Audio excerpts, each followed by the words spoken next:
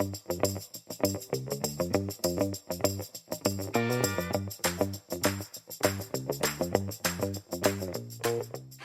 hello again, everyone, and welcome to Debra and Peter are doing a podcast with me, Peter Wanless, and her, my twinny, Debra Allcock Tyler. I hope you're well, Debra. Yeah, otherwise known as that woman, occasionally that bloody woman. Yeah, I'm okay. Yeah, I'm all right. Good. I had an interesting day yesterday. Did you say oldest friend? I mean, he's the same age as me, but someone I went to primary school with is over from the States. He does listen to this podcast and has commented from time to time. So he was over to see his elderly mum and dad, and so I went back to our hometown of Chippenham to see him and to see them. And I left Chippenham when I was 18, to be honest. Couldn't wait to get out there. It's quite a nice place to go back to. And we wandered round and saw my old house and walked the streets of this estate that I grew up on. It's a housing estate, by the way, not the country estate, before people get the wrong idea. And it's amazing how everything floods back to you. I can remember the names of the kids we were at primary school with and who lived in which house. And you sort of stand outside this house and say, oh, Andrew so-and-so lived there. And someone looks out of the window and you sort of give them a wave. And they must think, who are those crazy people those two old blokes are walking these streets? And you wonder how many of those houses are still with the families that bought them or moved into them, all those years ago, because it's quite a sort of stable place. But that was fun, and I enjoyed it, and bumped into two different people who I knew. There we are. How funny. Yeah, so small world. And you recognise Peter, because I have a real you're so much better at this than I am. I mean, I can never remember names. I'd be hard pushed to remember the names of, people I worked with last week, never mind, who I went to school with, God knows how many years ago. And also, face it, I'm usually pretty good at recognising a face, but I honestly can't always tell. I was on a train a couple of years ago with a friend of mine travelling, I can't remember where, it doesn't matter. And as we were walking through the carriage to get off, because the train had come into the station we were at, somebody sprang out of a seat and said, "Debs, is that you?" And I'm like, "Yes, hello." I said, "Oh my goodness, I haven't seen you in such a long time. It's so lovely to see you. Hug, hug, kisses, kisses. We must get in touch." And I was like, yes, of course. And I got off the train and my friend said to me, "Who was that?" And I was like, "I've absolutely no idea. I honestly couldn't tell you." I never want to say to people, "I don't know who you are." And actually, the same thing happened to me when I was visiting my aunt in hospital. And it was...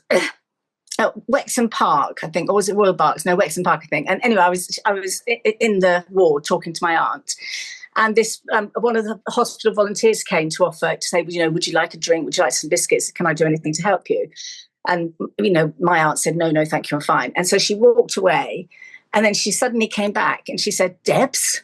And I'm like, "Yes," thinking, "Oh, is this some charity person?" Anyway, turns out it's a person I haven't seen in 42 years. Who I went to school with years and years and years ago. And I didn't recognise her, to be honest, until she said her name. And then I was like, "Oh, yes, of course, now I remember." And I did remember her at least, but I didn't recognise her face.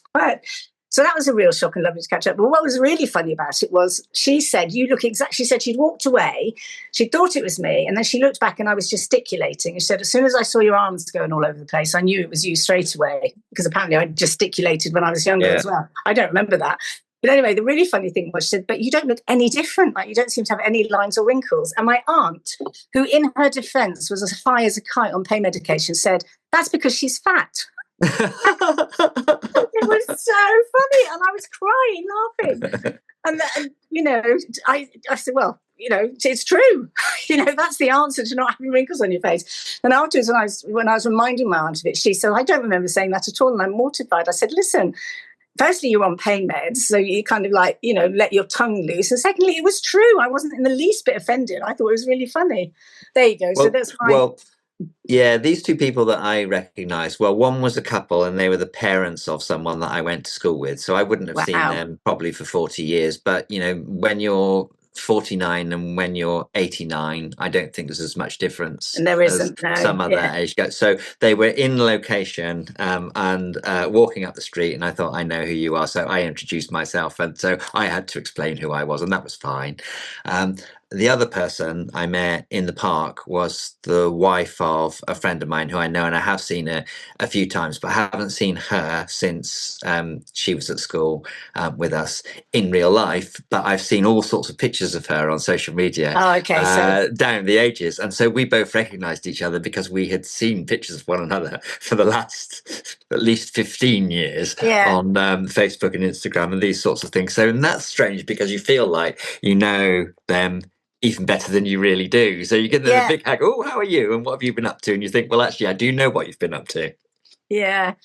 Yeah, it's so interesting, actually. Talking of, sort of social media and stuff, there was a post today. I'm not going to name names because people pile on and I don't approve of that. But a post today from somebody talking about, sector leaders, so chief execs mostly in our sector, commenting on the Manchester attacks last week and basically saying, those of you who commented on that, I'm going to go and look through your posts to see whether you commented on, the deaths of Muslims or the, whatever. Anyway, I think the person who wrote it is a nice person, actually. I just think it wasn't a particularly well thought through post.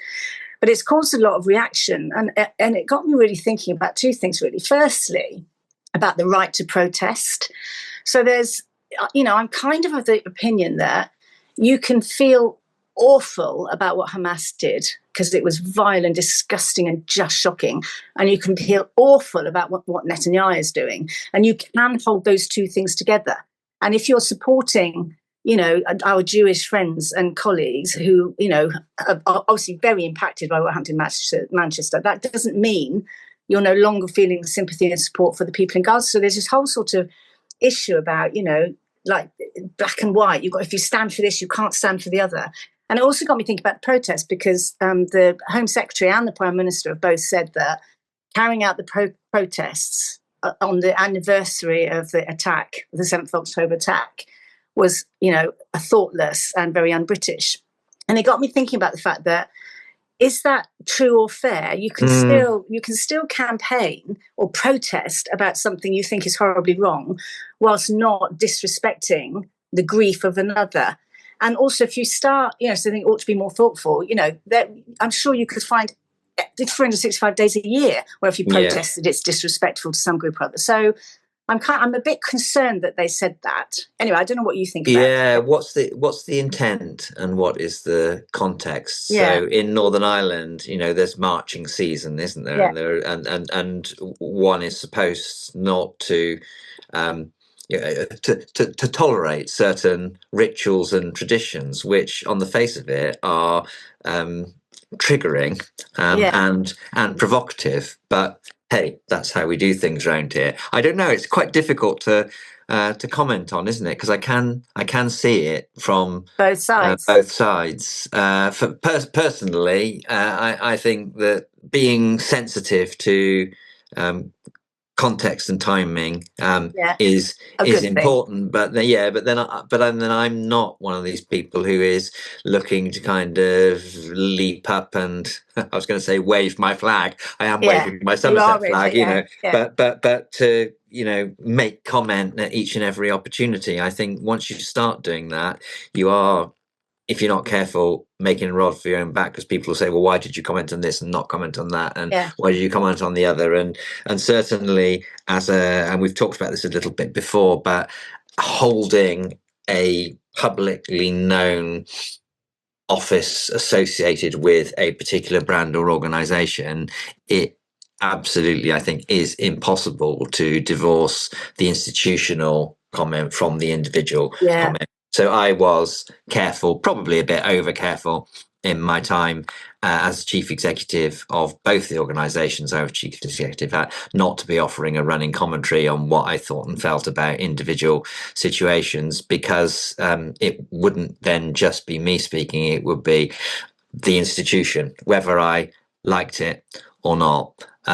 Bit different now. I can say what I like and say what I think, and maybe people can have a go at me a bit more for not saying what my personal view is on particular situations at particular moments in time. But I think to have a go at chief executives is difficult because you need to appreciate what they are doing as the holder of the office as well as what they stand for as an individual. And that we report to boards of trustees, and we have charitable objects which we are not supposed to deviate from far too much. I mean, actually, we get, to be honest, we as charities, we get quite a lot of license to comment on things that aren't directly in the purview of our charitable objects. And so, we don't get caught up, we don't get held up all the time as you shouldn't be involved in this or shouldn't be commenting on that.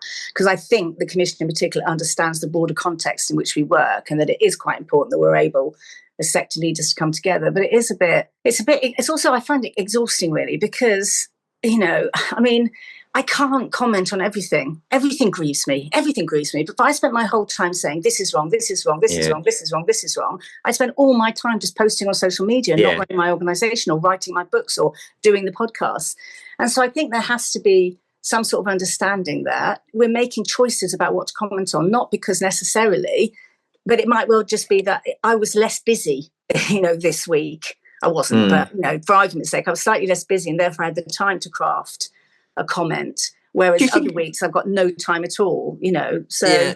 Do you think it's more difficult for charity leaders to offer opinions on topical issues of the day than other leaders? I mean, we moan sometimes that there aren't enough of our colleagues on Question Time or on any questions, and there are some amazingly thoughtful people who could offer insightful analysis of situations, but perhaps do it without quite such a kind of personal and polemic association with one side of an argument. And that doesn't work maybe in television or radio in quite the same way that others do. But some commercial leaders go out and about and comment. I was very struck at in the last budget or autumn statement, while I was still the chief executive of the NSPCC, I wondered about going down to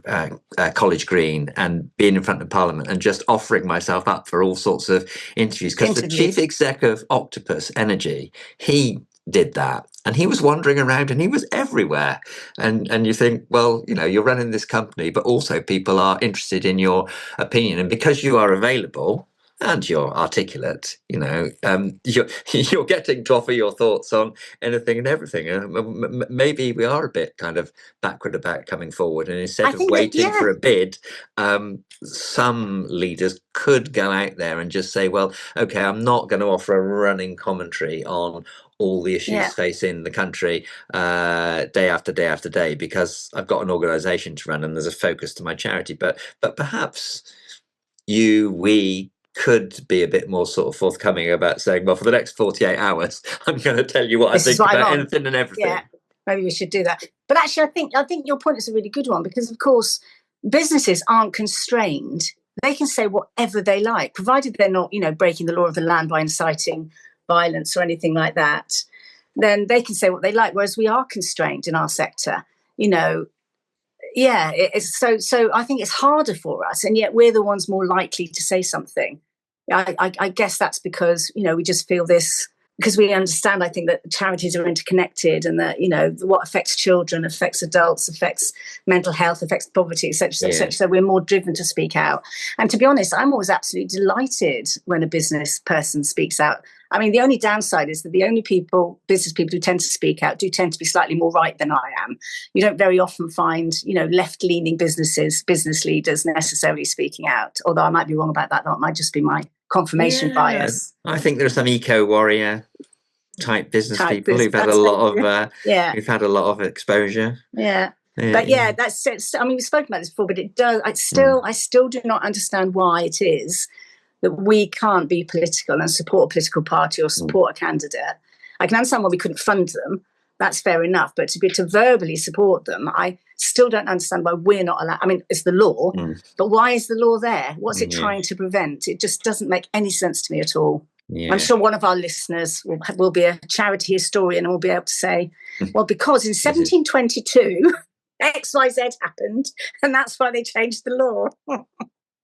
Yeah, very odd, very odd. And and you kind of feel like I can't care about everything, otherwise I just go mad. I have to pick the things that I think matter, and that means there are some things I'm not going to comment on because and actually it is because that just isn't in my purview. It's not in my sort of thing.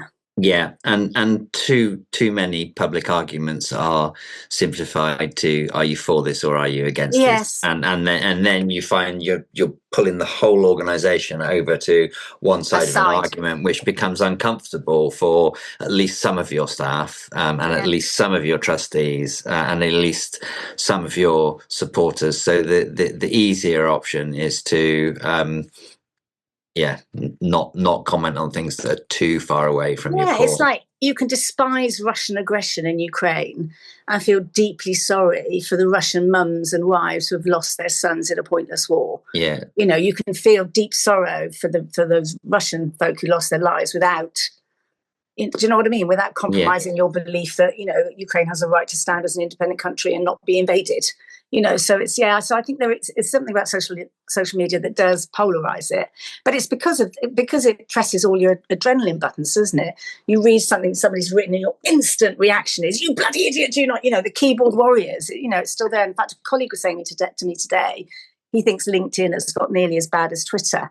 I'm not sure that's true. I think people are honestly a little bit cautious, but it's definitely creeping into a little bit of "I'm right, you're wrong." And deeply, like the kind of threats if you disagree aren't quite as vile as they were on Twitter, but there's very much if you don't agree with me, you're unintelligent, or you haven't thought things through, or you don't understand. This real kind of labeling of others as they're just wrong. It's a minefield. It's becoming more of a kind of place for clicks as well, isn't it? So provocative headlines that and I've done it with this podcast. We had a conversation in a previous episode about whether or not there are too many charities. So I put in the first line, "There are too many charities," and then people aren't going to listen to the podcast, but they'll pile in on, "You're absolutely right. There should be all these mergers and accidents." And I think, hang on a minute, that wasn't what we were talking about at all. But I am guilty as charged of drawing the kind of interest and attention in because you want people to get involved in the debate. So there's more of that, to listen to your perspective or your point of view or whatever. So it's a very difficult tightrope to walk. But having said that, though, there are some things that to me seem quite clear cut. So I don't know if you're aware of the Robert Jenrick remark. I think he was being interviewed by GB News or was walking around. Was it Tamworth? I forget. My memory is so bad, so I apologise to the town that he was in. Handsworth. That's it. Thank you. And he said something along the lines of, "I don't see any white faces here. This is not the kind of Britain I want to live in," which, of course, has sent social media and newspapers into meltdown. And he's rolled back now, saying, "What I meant was I want to see integration. I want to see a mix of white and black faces." Except that, Peter, I do not believe for one moment if Robert Jenrick came and walked around Wokingham, which is the nearest town to where I live, where we have very few black or brown faces, I doubt very much if he said, "I haven't seen a single black or brown face around here. This is not the Britain I want to live in." Do you know what I mean? It's damn well he wouldn't have said it in Wokingham. So to deny it's racist is just ridiculous. Well, it was the way he said, I think so it was in a speech that was leaked. So he said that he hadn't seen any white faces, and then he said, "This is not about the color of your skin." Well, if it's not, then why did you say that? And it is a bit like "There are too many charities," and then the conversation is actually something else. I'm saying there are too many charities not because I believe it. I'm saying it because I want attention and I want to provoke and tweak those people who feel that way. And so it's a conscious, deliberate provocation. Effort. For sure. At best, it's to generate attention. But it's pretty clear that, as you say, that if you reverse it, that's not the purpose of what he's if he had come to mostly white Wokingham, he wouldn't have said anything about the colour of people's skins. And the statistics so I did read some coverage of this, and the statistics of the Handsworth community are interesting because you have got Pakistanis, you've got Sikhs, you've got Caribbean, it's 9% white, but there are many ethnic communities within that community, and you tell me if by walking around you can comment on the integration of those different cultural communities or not. You can't, can you? No, of course you can't. Of course you can't. And you know, it's also this thing about I want integration. Basically, again, I'm not really sure what that means, because we spoke about this last week, Peter, about when we were talking about cultural appropriation. And we're talking about the fact that, of course, you want to share customs and, foods and things like that. Also, people have a right to have their own culture and be with people who are of the same culture. And I don't see what the problem is with that. I think, it's all right for, cricketers to want to hang out with each other because they've got a common interest in cricket, or to move his entire family across the entire country plus cats just to be nearer to his cricket ground. So, but actually, Robert Jenrick's an interesting character. I mean, he's one of the survivors, isn't he? Because he was the person when he was immigration minister who said about that asylum centre. He wanted, there was a room decorated with Disney cartoons and things like that where the children were, and he said it needed to be painted over. Do you remember that? Yeah. They were in danger of seeming to be more welcoming, which apparently he has subsequently said he regrets saying. Yeah. But then he's also the subject of that scandal about when he was housing minister. I think he was housing minister when he'd done a deal with a local developer who donated a lot of money to the Conservative Party. I don't know whether it's his particular campaign or the Conservative Party generally. And this deal went through before a deadline when they would have ended up paying more tax. So I'm a bit hazy about the details of that. It's just popped into my head now. So if I'm honest, based on his track record, I'm not convinced that this is a person who is tolerant and accepting and understanding and wants to give to the nation as opposed to dictate to the nation. But I've never met him. He may be utterly lovely in real life. I can only go by report of his actions. He's good at attracting attention. He's gathering quite a reputation, whether it's him or his researcher, for these kind of short, sharp TikTok messages, which do plug into anxieties or issues. So the one that is very well known is where he seeks to tackle the guy who's not paying his tube fare. Oh yes, I forgot about that. Which is and I think he's onto something there. It is very frustrating that so many people aren't paying for their train fares, and the train fares are going up. So it's not a bad point to make. He did another one about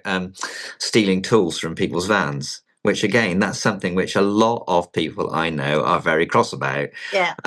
So there's a talent for attention, which could be put to really powerful use. And he's got a kind of instinct for some of the things which are worrying and concerning people. And I guess the hope would be that can be channeled in a tolerant and effective way and not provoke unnecessary aggression.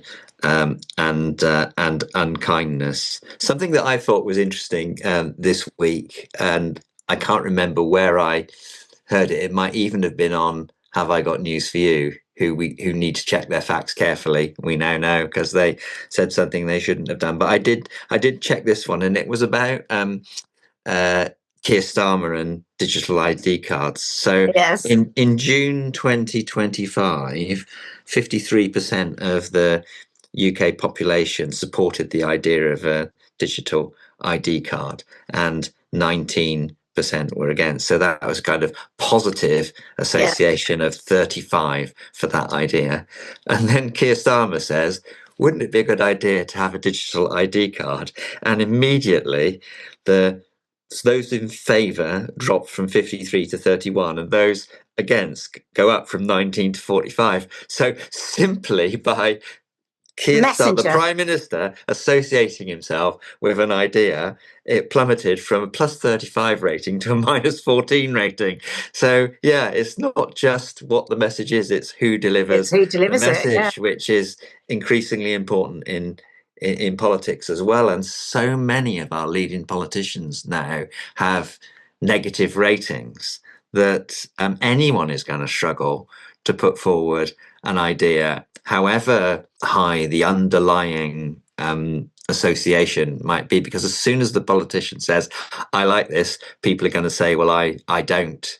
So whether that's Robert Jenrick or Nigel Farage or Keir Starmer or Kemi Badenoch, Ed Davey. Ed Davey. None of them are very respected by very many of us at all, and that's a difficulty. It's well, and it's something to do with I mean, I don't know if this is a British thing or if this is across the world. I've no idea. But certainly in Britain, we don't like people who are successful. We don't like people who lead the country. We don't like people who are very rich. We don't like people who, run multi-million-pound companies. We're immediately suspicious of all of those people. And in some instances, I think that's fair enough. It's like some of them really aren't good ones. But I don't think it's necessarily fair across the board. And yet it's definitely it's a thing I've noticed. It's a British value is despise anyone who's done well. We're like the underdog. Whereas the Americans, of course, have a very different attitude towards people who are successful. But also a lot of politicians bleat on and blather on about being straight with the British people, and very few of them are. They want to spend more and more money, and no one wants to raise any more money. There's a reckoning. There is. Coming, but I'm afraid. But when people are honest, when politicians are honest, they get absolutely lambasted for it. They lose elections and they lose it. They say truthfully, here's the deal. This is the absolute God's honest truth, and this is what we're going to do. People also don't like them telling them the truth, unless it's a truth they want to hear. So I don't know why people bother becoming a politician. There's no wonder, so many of them are quite low quality in my view. And we get what we deserve. Yes, exactly. We just don't give them a break. And I think we're ridiculous. I really think we ought to do a little bit more teaching in our, in schools, certainly, late primary, maybe years 5 and 6, and certainly in the early years when the kids are still quite enthusiastic of secondary school, whatever years they are, 7 and 8, is it? To talk about politics and how we view people and how the message changes depending on who delivers it. It makes me think of like facilitations, things like that. I always say you can't facilitate your own organisation, because so if you're the chief executive or the chair trying to facilitate a conversation about strategy or making a change of stuff or about, something contentious, you're never seen cleanly as the chief exec or the chair. You're always seen as you've got an agenda, which is why often I say it really is worth getting an external facilitator in, because they won't be seen as having an agenda, and you'll get a different outcome in the conversation. So long as they're not the facilitator who's the best mate of the chief executive. Yeah, also true. Also true. Yeah, you're right. Then that takes quite a trust to put your organisation's strategic debates in the hand of someone who, the people who can do it brilliantly. In the hands of people who don't care. Which direction you end up in. Well, there's something to be said for that, though, isn't there? Don't you think? I was talking with a chair of a charity today, and he was talking about how every single one of his board members is affected by the condition that the charity is set up for, and that it makes it really difficult because every conversation is about that individual's experience. It's not about or their child or their spouse's experience of the condition. It's not about what's good for the charity as a whole. And there are sometimes you have to say, this is not. We're not going to win this battle. This is not the right battle for us. We'll win this battle because that particular trustee, that battle is the one that matters to them. And it's not that uncommon, actually, especially in cause-related charities, where people, they all want the same thing. They just don't agree about how to get there. Many years ago, I did jury service. In fact, it's extraordinary. I did it when I was a student, and I've never been asked since. So I've never been asked at all. So I had very little kind of life experience, and you're not supposed to talk about what happens in the jury room, are you? I'm still waiting to be arrested for smuggling my flan back from Switzerland last week. So I need to be careful what I say. Mind you, you're probably going to get rounded up for besmirching Robert Jenrick earlier in this podcast, where I'm sure everything you said was allegedly. But what struck me about the conversation which we had, having listened to this evidence in the courtroom, was how many people talked about things that happened to them in their lives. Yeah. This has got nothing to do with this case. It's very interesting what your daughter did or said, or what you saw in the street. But what's that got to do with the evidence of this particular case? But I would say that the kind of half the conversation before, and I'm thinking I can't be the foreperson of this jury because I'm just some boy, and there are all these people with life experience in the room. But I was right on the point of thinking I need to do something about this, because we're having a very, very long conversation about all sorts of things that happen to people in their lives. But what's it got to do with this particular court case when someone else took over and we found them all guilty?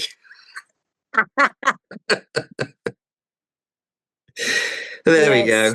There we go. Well, we must have run out of time by now, I would have thought. Yeah, I think so. Yeah. Well, that was good fun. I hope I'm not going to get hate mail, for talking about Robert Jenrick. We'll see. I don't suppose you'll be on his Christmas card list. I shouldn't think so. Or even his radar. I got a Christmas card from the Prime Minister this last year, but I'm sure that is associated with being the chief executive of the NSPCC. Yeah. And I don't expect to get any Christmas cards from eminent politicians this year. But who knows? Who knows? My birthday is still in the Times, so I'm still just about someone. And if Somerset keep on winning trophies, then I will continue to have a profile. Plus the podcast, of course. With your help. Very good. Very good. Lovely chatting as always, Peter. Yeah. Thank you everyone for listening. And same time next week. See you next week. Yeah. Bye.